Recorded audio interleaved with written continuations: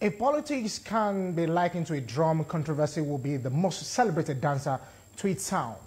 This is clear from the drama playing out in Zamfara State. Good evening, everyone, and thanks for joining us on Politics on Sunday. I am Ademola Lawrence, standing in for Femi Akonde, who is out on station on official assignment. Let's begin the program by telling you that the current governor of Zamfara State, Lawal, seems not to be taking his eyes off his predecessor, Matawalle, who is now the Minister of State for Defense. However, the former and the present governor are not in the best of terms due to the prevailing blame game going on between both parties. This would not have been a problem except that the latter is the defense minister and the Zamfara is becoming a safe haven for bandits. Governor Dauda has been tackling the minister for some time now, slinging slabs of corruption and terrible governance against his predecessor. However, several elders in the state want Governor Dauda Lawal to concentrate on delivering good governance to the people and leave Mr. Matawalle to handle the issues of security and defense. Whether the elders' advice will be taken to heart is something that only Governor Lawal can tell. Meanwhile, Governor Dauda Lawal has promised that the terror reign will end soon. But many are doubting his stance, saying Governor Dauda Lawal should look beyond mere political disagreement and face governance outrightly. In this next clip, we'll be sharing with you the back and forth between Governor Dauda Lawal and his predecessor, Matawalle.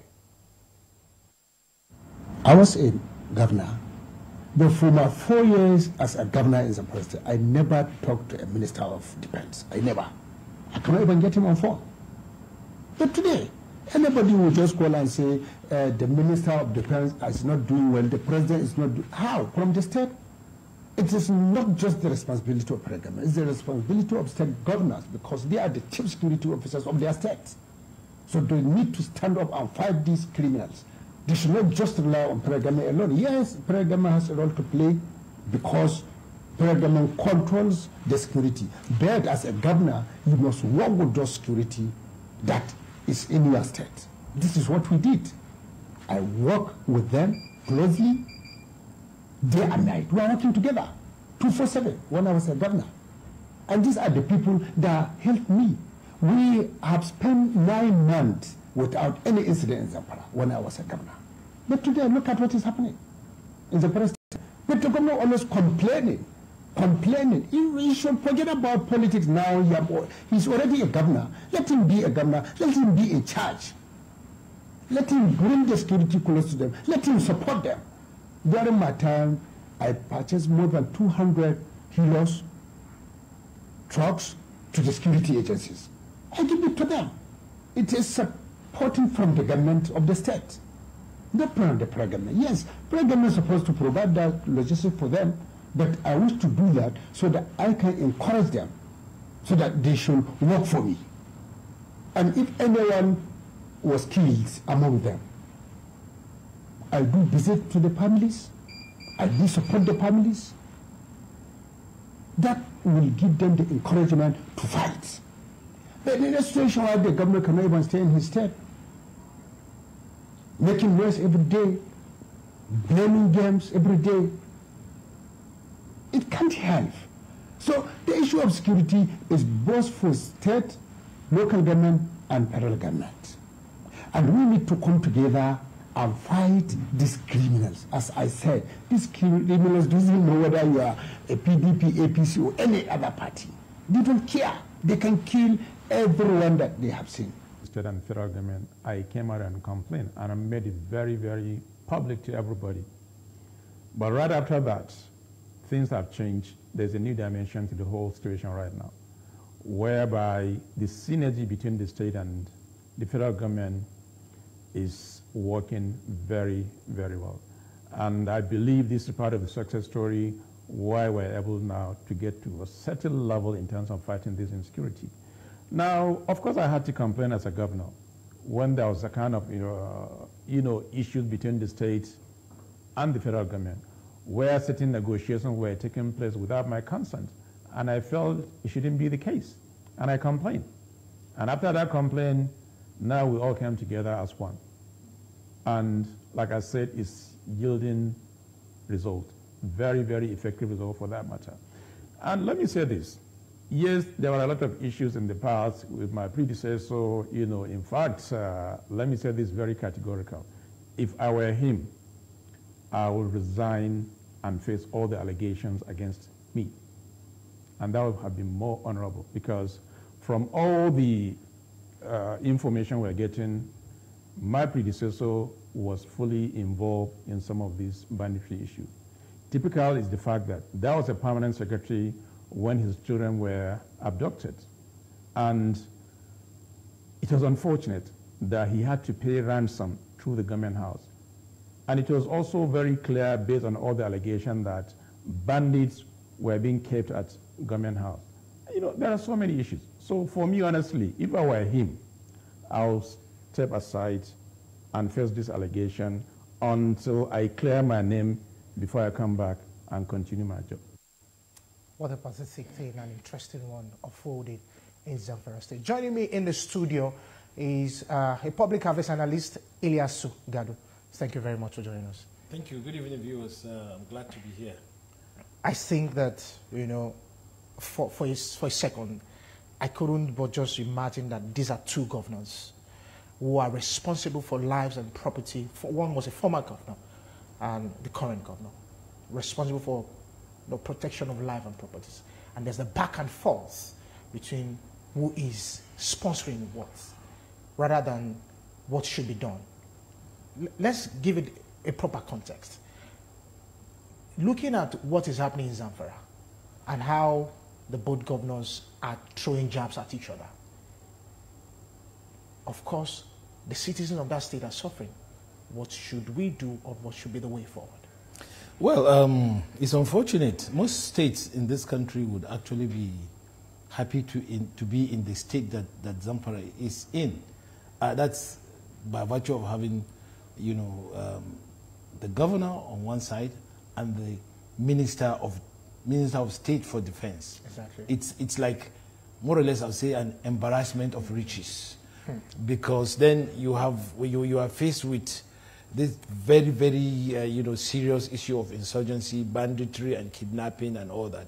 And you have from that state the Minister of State for Defense. Now, if I were, on the surface, you feel happy that at least one major problem that's bedeviling the state, you have somebody from your state as Minister of State for Defense, and you have a governor that's around. So people would expect that the two of them would cooperate, especially being that this one is just the immediate predecessor of the other. So there's going to be a sort of synergy where both of them will work towards eliminating this scourge, because Zamfara has unfortunately become the sort of epicenter of banditry, kidnapping in the northwestern part of the country. And now that you have a Minister of State from there, and you have the governor, they work together, even sink their differences, because they have people suffering from this scourge. But somehow they are lost fighting each other, which is very unfortunate. And the people of Zamfara have not been able to gain from the appointments, or rather the election of these people, and it's very unfortunate. They should get their acts together. The governor should understand that politics has ended now. He's now the man in charge of the state. He is the chief security officer, so to say, with a lot of resources he can call on to crush this thing that has become very, very endemic in the state. And the Minister of State, Matawalle, should also sink their differences, because it's for the good of Zamfara people. And it's not good that Zamfara should be facing all these kind of problems while the two of its sons are fighting over what they should not be fighting over, and face the real issue of facing the state, which is the issue of banditry, kidnapping, and all that, which has affected economic activities, social interaction, and all kinds of things. And it's unfortunate, really, that there is this back and forth between them.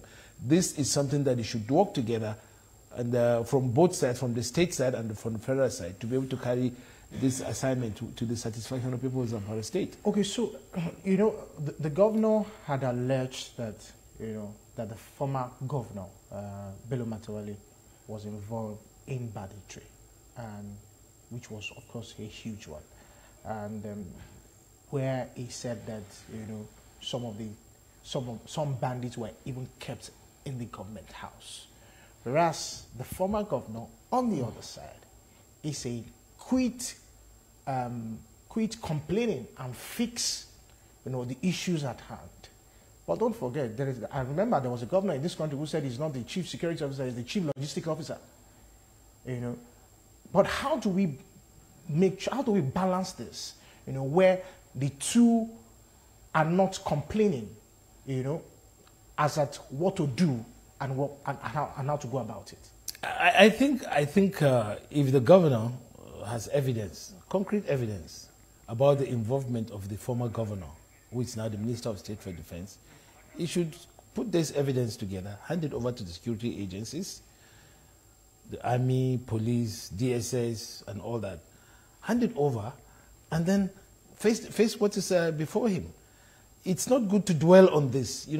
As they say, your house is on fire and you're going after rats. Exactly. These are issues that there are competent authorities to handle. The most important existential issue facing Zamfara is the insecurity, which has affected Zamfara. Is a farming state, a state that has quite a lot of agricultural potentials. Exactly. So, and Zamfara produces quite a lot of things that are of benefit to Zamfara people and to the whole of the nation at large. So we need Zamfara to have that focus. Let's not, because these are issues that security agencies should handle. Okay, I'll come back to you. Of course, there's still a lot to talk about. Corruption allegation is still there. We'll go on a break. When we'll come back, we'll still have more for you on Politics on Sunday. Don't go nowhere. To the show, this is Politics on Sunday, and I still have in the studio with me Ilyasu Gadu, public affairs analyst, who will be talking about some of the issues, of course, happening in Zamfara, most especially that has to do with security. And the blame game is mind blowing. Mind blowing. I want to take you to I remember in 2023, before the current governor came in. He said that there was the allegation of 70 billion naira being alleged that the current minister taken out of the coffers of this Zamfara state money. On getting into power, they discovered it was not even 70 billion naira. They discovered it was 250 billion, and they said they took it to the EFCC, and it's looking like the case after a year has not seen the light of the day. And these are monies that are meant for the people of Zamfara to keep lives and property. Well, it's, as I said before as I was saying before we went on break, these are issues that the security agencies, the investigative security agencies should come to their attention.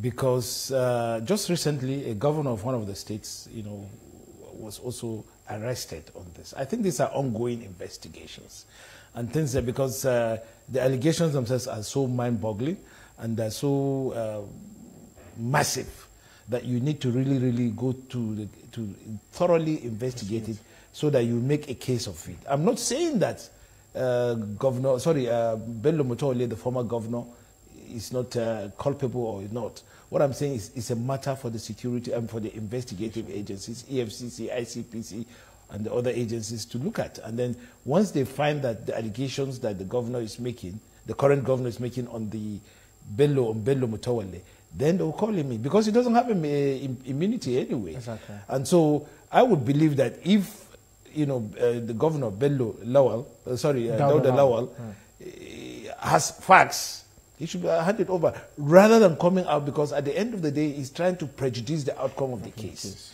And it's not good, because since some of these things are under investigation, he should allow the normal process of law and investigation to take place. And then if there's any need for Bello Matawalle to be arraigned before the court for this, then of course you will. But the most important thing for Zamfara people is actually the issue of security. These are distractions that are not necessary for Zamfara, because they have been under the cosh, so to speak, on these issues for the past 10 years or thereabouts. Exactly. And people have lost their lives, lost their livelihoods. These are the issues that should be addressed at this point in time.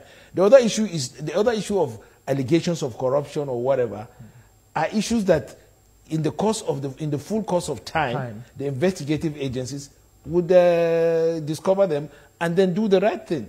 And then, you know, at the end of the day, since he does not have any immunity, he will face the law. It's not that he's not going to face the law. But what we need now is for the government and the governor, especially, who is the chief security officer, to now turn their attention to the issue of, you know, banditry, kidnapping, insecurity in the whole of Zamfara. That is the main issue. It's not this. These are issues that, you know, that should not delay what needs to be done, which is to find solution to the insecurity. There have been some good developments over the past few, you know, weeks. Months. Yeah, you know, we've seen that, you know, one or two of the kingpins of the behind the banditry and kidnapping have been eliminated, have been put out, and of course, this may also be part of the, you know, efforts, stepped up efforts by the military to go after these bandits and kidnappers. Yeah. But we need more of that. It's a good development, but we need more of that. But the issue of, you know, whether there's been you know, there's been allegations of money or whatever, is something that they investigate, and I know the investigative agencies are on it, and we shouldn't preempt that, because the governor, if he continues talking in that manner, it's like he's trying to preempt the outcome of the case. And that would not, and then prejudice even the investigations going on. Yeah. So I think what you should do, the governor, yes, we've had that, we'll have what he said, let if he has further evidence of those malfeasance and fraud, he should hand it over to the security agencies, the AFCC and, you know, ICPC, and then let them handle it from that end. And of course, eventually, they will need to arraign him if there's any need for that. You know, you're talking about one of the kingpins that were actually picked up and was killed. I think that was Aliyu Sububu. Yeah. Who was killed. Now there is the protege, which is called Bello Turji. Bello Turji, who's the protege, and one will be wondering, you know, how many proteges do these people have? How do you now, you know, get to them, because the people of Zamfara are suffering from this? Yeah, you know, actually, it's a very complex situation, because, you know, we have porous borders between. Zamfara is actually the epicenter, and they have developed a lot of networks stretching right into the, you know, Niger Republic, logistics, supplies, and everything. And they have informants, so they are even able to infiltrate into the security agencies, whether it's police or, there's evidence of that. There's nothing to hide about it. Exactly. And what we need here now is to be able to go down and ensure that the entire cell, because these guys have found it easy to operate because of the contiguity between Zamfara and Niger. So when there's pressure on them in Niger, they run into Nigeria. And when there's pressure on them in Nigeria, they run into. And the borders are so porous that they have, and the area is so vast. So they can operate from Niger and from Nigeria. There needs to be stepped up cooperation between Nigeria and Niger to be able to, you know, locate this, the logistical arrangements and the supply routes, and also to work within the people, infiltrate the people, supply intelligence, counter-intelligence, so that we can actually go to the root of this and root them out. It's a promising development that, yes, Sububu has been eliminated, but that is not the end of it. Yeah. Because they have proven to be like Hydra-headed. Exactly. And the more you kill here, the more they, you know. And then that area is, it's actually contiguous between Katsina, Zamfara, Sokoto, and Kebbi. Yeah. These are vast areas, as big as a country. And they could move in and out of these places freely, because there are vast ungoverned areas there. And then so these guys have learned to move in and out of those places very, very efficiently. Even, you know, losing themselves, you know, losing the trail of the security agencies after them. So they can move from here. When they're put under pressure in Zamfara, they move to Katsina. When they're put under pressure in Katsina, they move to Kaduna State, and they move. There are lots of forests and areas there that they can move in and then, operate out of. So one of the things that the governor also said was that negotiations were made behind him, and he felt slighted by that. One will say, one will say, I thought the aim is just for banditry to go, for bandits to be arrested. So why are you angry that negotiations were made behind you? Because that's one of the allegations is also laying against the former governor. Yeah, but these are niggling things, really. These are not really important. I think what needs to be done is he has the power. He has security votes, he has security resources that he can deploy to even try to get to the bottom of things by himself, and then work with the federal agencies to get. It's not the blame game really does not help, really. The governor has been making all kinds of allegations and blaming his predecessor.